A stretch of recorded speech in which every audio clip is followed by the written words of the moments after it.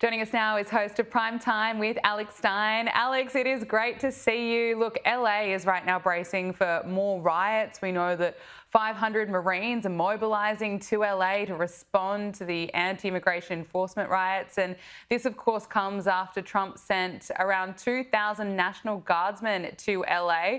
What's your take on what's unfolding at the moment and how the president has been able to respond? Well, it sets a very scary precedent using United States military on, even though there's a lot of illegal immigrants, on United States citizens. So I don't like to see it. It's a stain. It's an embarrassment. California was literally just on fire and they didn't even have water in the fire hydrants to put it out. And now there's so much civil unrest. It literally looks like out of an action movie or a video game. It is so bad. So, I'm happy that Donald Trump is using the National Guard, but at the same time, I don't like the National Guard being deployed on American citizens. This just is it's a slippery slope. And, with the pandemic, they didn't use the military against United States citizens. But theoretically, in a future pandemic, it might be more normal after this instance to use the military on United States citizens again in the future. So I just don't like it. I wish that we could actually stop this with the LAPD.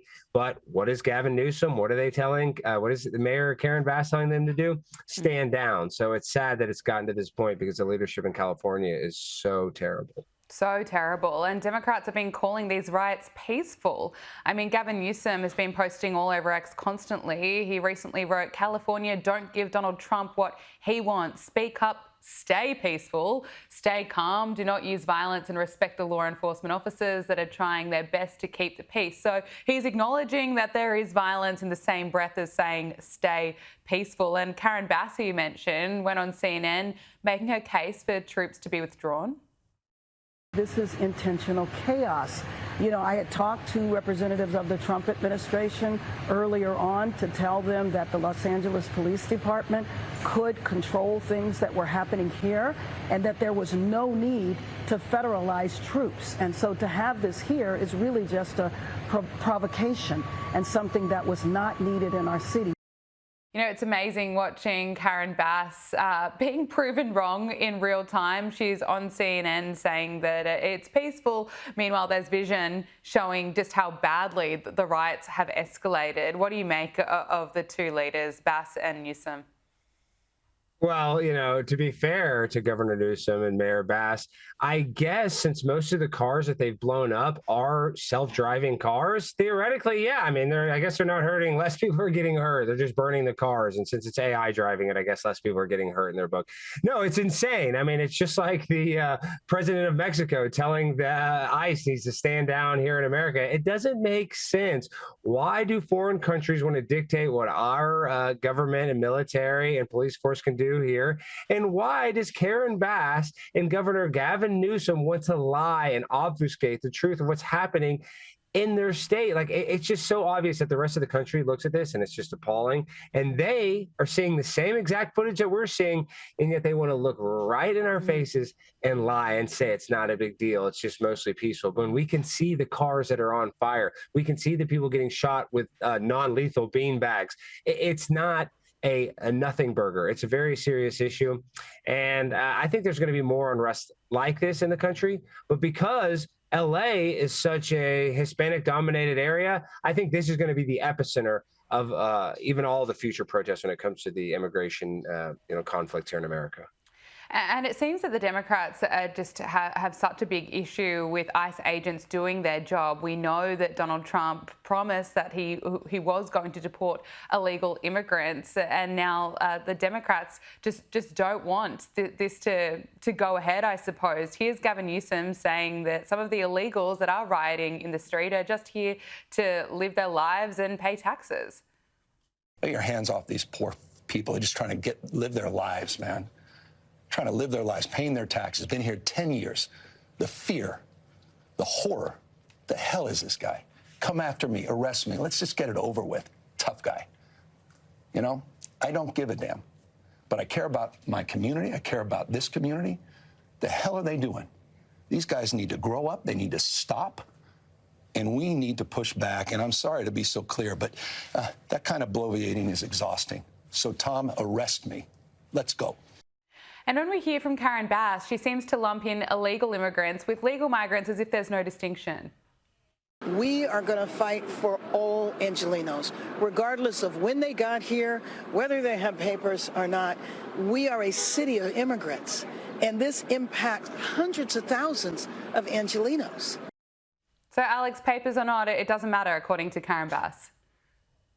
Yeah, I mean, these people are absolute lunatics. I mean, they want to actually give health care to illegal immigrants instead of giving it to tax-paying Americans in California. That's how absurd things have gotten. So once again, I'm not shocked at all. And of course, Gavin Newsom wants to paint these Hispanics that have been here for 10 or 20 years as victims. Yet they've been here 10 or 20 years and they haven't even bothered to take care of their immigration status whatsoever. So it just doesn't make sense why they have so many excuses for illegal immigration, when in reality, all of the people that have to come here and immigrate legally, they feel, like every bit of effort that they put in was meaningless. So you're actually taking away from the, gravitas of becoming an American citizen the right way. Yeah. You're denigrating those people for doing it the right way, and you're encouraging people to do it the wrong way, which is just absolutely pitiful when it comes to a country like America. We should encourage people to come here the right way and not come here illegally and setting up their family for failure in 10 years when the immigration policies change and all of a sudden you're afraid that you might get deported. This is a bad situation, but the Democrats are to blame for setting it up like this. Well, moving on to another big story in the United States. Gymnast Simone Biles is facing pretty big backlash after slamming women's sports advocate Riley Gaines in a heated post on X. Simone Biles wrote, "You're truly sick. All of this campaigning because you lost a race. Straight up sore loser. You should be uplifting the trans community and perhaps finding a way to make sports inclusive or creating a new avenue where trans feel safe in sports, maybe a transgender category in all sports, but instead you bully them. One thing for sure is no one in sports is safe with you around. Bully someone your own size, which ironically would be a male." Now, this post has drawn widespread criticism, especially as Riley Gaines has been such a big supporter for safety for women in sport. She lost to a biological male a few years ago. What's your take on all of this? Well, the reason why this is such a big issue, it's not about being progressive or fairness, because it's an asymmetrical problem. If you look at this, why is it always male to female athletes that are going into women's sports and dominating? Yet there is not one example of a female to male going into male sports and dominating. And on top of that, all male sports are open to the best women. You can play college football if you're the best female kicker. There's been women that have tried. So this is an asymmetrical problem that only affects female sports. And that's why it needs to be shut down. But Simone Biles wants to continue to do this as some sort of weird virtue signal because she's probably told to by her Hollywood agent and her NFL husband. So anything she says, you can take with a grain of salt. And she's a great gymnast. Don't get me wrong, but she could actually be a freedom fighter for some of the terrible things that, Larry Nassar and just some of the horrible things that happened to the gymnast. Instead of being a champion for other victims like herself, she wants to go and attack Riley Gaines, who was a victim of Leah Thomas. So it's just kind of victim shaming. It's really sad. She should be lifting women up instead of putting them down to help transgenders in women's sports. It's absolutely ludicrous. Yeah, well said, Alex. Look, finally, if there's any doubt about just how popular the president is right now, we have to take a look at how the crowd goes absolutely wild at this UFC where Donald Trump walks out with Dana White.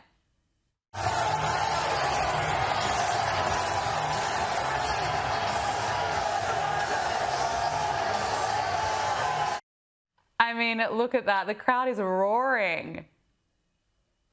Yeah, but you know who wasn't roaring? Elon Musk was crying watching that on Twitter. He's just, I miss you, Donald. I think he retweeted him today. So, that was all, it was all electricity in that arena. But Elon Musk, he felt like, his prom date left him at the prom, or he didn't get a date to the prom. He definitely felt left out. He had a lot of FOMO seeing that on his Twitter feed last night. Are they going to patch things up, do you think? I mean, I think that would be the smartest thing for Elon Musk. I mean, Donald Trump obviously trusted the guy, let him in his inner circle, but you hear some of these stories about, Elon Musk assaulting people. And it just seems like, personally, if I was just judging it, it seems like Elon was the more volatile one of the two, and that it would be his responsibility, I think, and I don't know the inner workings, but I believe that it would be on Elon to repair that relationship. And I think Donald Trump has had public feuds with lots of people and repair that relationship. So I wouldn't put it past him to actually repair things. But once again, I think it would have to be Elon that would have to spearhead that if they had a reconciliation. Yeah, I agree with you. Alex Stein, thank you so much for joining us on Power Hour. Great to talk to you. Always a pleasure. Talk to you guys again soon.